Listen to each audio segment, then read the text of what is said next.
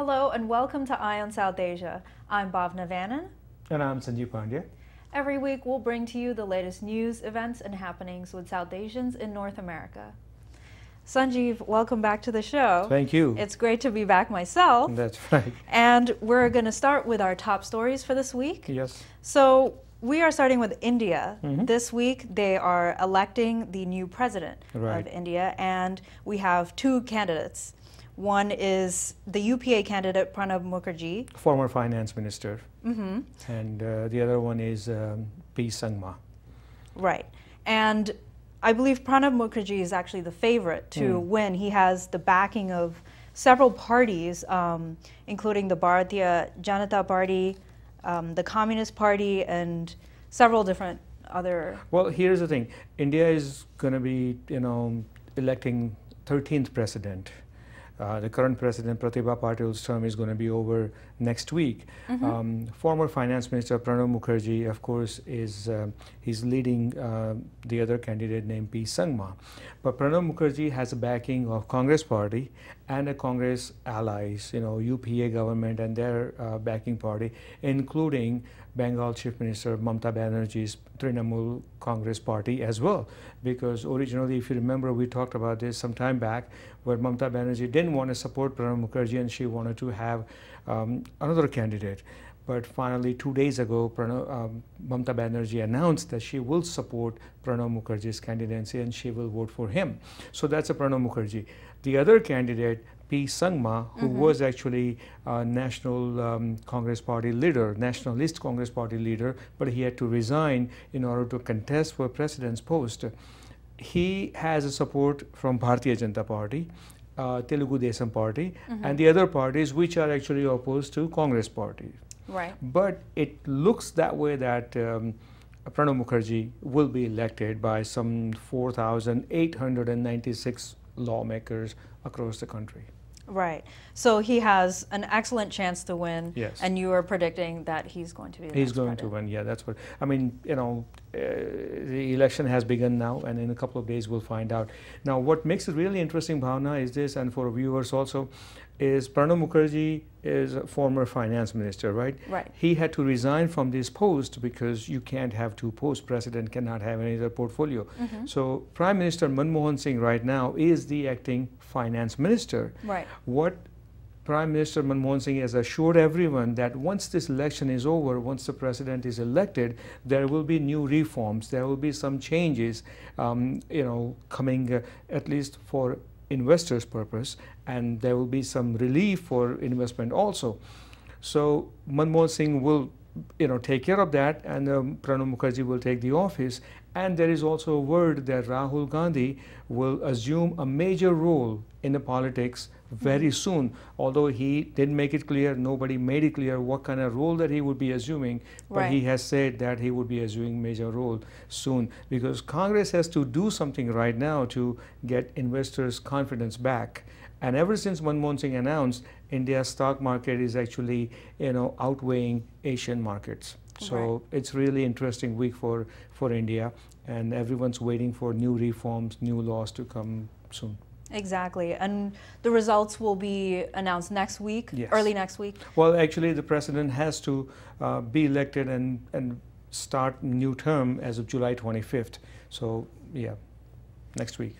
All right. That sounds like a very exciting time for India. Absolutely. And on that note, but a little bit of a different turn, we have a consumer confidence index survey conducted by Nielsen. And this is just talking about how happy and, I guess, motivated consumers are feeling in their respective economies in different countries. Or rather optimistic and hopeful about the economy. Right. And what they have found is that Indonesia is at one of the top positions when it comes to consumer confidence. And they have also overtaken India in this consumer confidence survey. And in countries where there was a lot of expectations, such as China, India, and Brazil, as well as several countries in the Eurozone, of course, they had their own crisis. They have had, a fall in consumer confidence. Well, yeah, I mean, recently, and also U.S. is not far behind. U.S. also had a fall in consumer confidence. This survey was done on internet. It's an internet poll, and roughly covered more than 28,000 people, right? So that's where Indonesia actually, climbs up in the chart, and India falls behind. And like you said, China, India, and Brazil are taking a sit back, along with the U.S. consumer confidence fell by 5 points to 87, and it's all because of global economic meltdown. Right, and there are so many, job issues in this country, and just that slow recovery that we're facing in the U.S. Right. That's just leaving consumers in a very, in a kind of a dilemma when Right. it comes to their confidence of that sort of thing. And also the good news is in Indonesia, consumer optimism has been evident all year, and fueled by investment and many more opportunities, and that is a rating upgrade from Moody's and Fitch. So that really helps them. You're talking about Indonesia, Indonesia, correct? right? Right, and it's interesting to note that Indonesia's strengths were once India's strengths, Right. such as things like the expanding middle class and the upgrading of their rating and Right. so on. So they've now surpassed India in terms of this particular survey, and we'll see actually how things go when it comes to India and their new investment perspectives that they're trying to take on. So when it comes to the retail sector and those sorts of things, we'll talk about that later. I wouldn't be surprised if someone else does different survey and Yeah. India comes back again in that survey, or China or Brazil or US. So we'll see what happens. Right. Well, in this case, India, it's kind of showing a pattern because India is taking a downturn, in terms of its economy and in recent months. So it kind of reflects that, I guess you could say. And what we discussed earlier, if India's Prime Minister brings in new reforms and new changes, at least for investors, I'm sure consumer confidence will start coming back. Exactly. So we hope to see that Yep. in the next survey. All right. So speaking of some optimistic news and very interesting news, Indian scientists are trying to crack the monsoon code. So what happened is that a group of scientists, and they're coming from the United States, Britain, and India, and they're using supercomputers to try to predict the monsoon weather patterns. Right. And this is going to help farmers immensely, and just several other people whose livelihood depends on agriculture and farming and that sort of thing. This, what I call, is one of the most interesting stories that we have in this week for our Eye on South Asia viewers, right? This scientists and with supercomputers, right, they are trying to, unravel one of Mother Nature's biggest mysteries, because in India, rainfall is very unpredictable. The action is very unpredictable. Sometimes you could have a lot of rain, and otherwise it could be vice versa. That's why it has been quote unquote said that India's real finance minister is rain. Yes. Because when it rains well, obviously farmers are happy, and then all around the products are good and everything.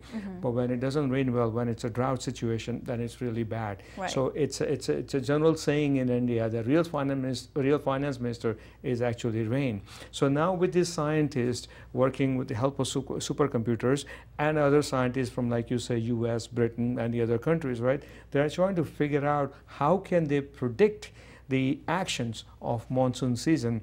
Based upon that, they can plan their future ahead, and also they would know what to expect, whether it's going to be a drought year or rainy year. So that is going to be very interesting if this system works. They couldn't make it work this time because summer was too hot. Heat was just too much for scientists to look into the sky and beyond clouds and everything to figure out exactly what kind of monsoon is going to be.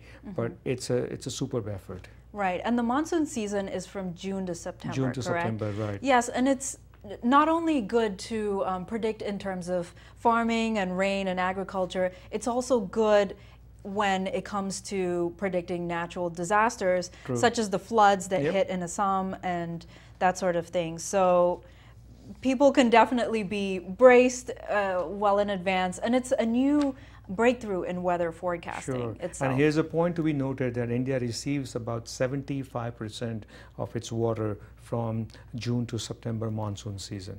So obviously, you know, when there is not much enough rain, you can imagine what goes through, you know, what goes through into everything in a country for that matter. Right. That's a very exciting development, and we hope to hear some results on this story and like I said, what this I find they're a very able to come up interesting with. story. Exactly.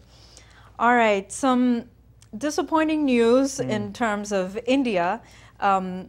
Off the coast of Dubai in the United Arab Emirates, and what happened was a U.S. envoy, a Navy vessel, actually fired some shots Right. at an Indian vessel, and they had killed one Indian sailor and injured 2 others. Well, you know, what I also heard the other part of the story, that he was warned, the fisherman, Indian fisherman was warned, but he ignored those warnings and he continued to sail the boat. And obviously this U.S. envoy wasn't sure whether it's a fisherman or someone else. Yeah. And that's when the, you know, shots were fired. And what's interesting to that is a counter testimony by the Indian sailor who says, you know, the one that's injured in the hospital, he actually says that they know what warnings are and they're very aware of when a vessel is approaching them or they're approaching another vessel too closely and warnings are fired, they know to back off, and they said that no such warnings were given. So it's kind of a fishy story, and so they're actually opening up an investigation. The U.S. ambassador to India, Nancy Powell, is kind of leading this investigation, and she has apologized on behalf of Yes. U.S. She has apologized to her Right. counterpart in India. But you know, let's see what kind of result comes out of the investigation. Exactly.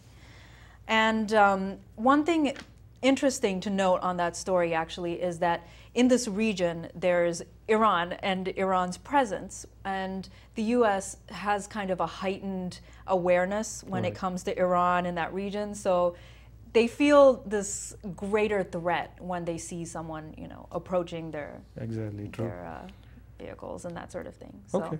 All right, we're gonna take a short break and we're gonna have some community news, and we'll be right back on Eye on South Asia.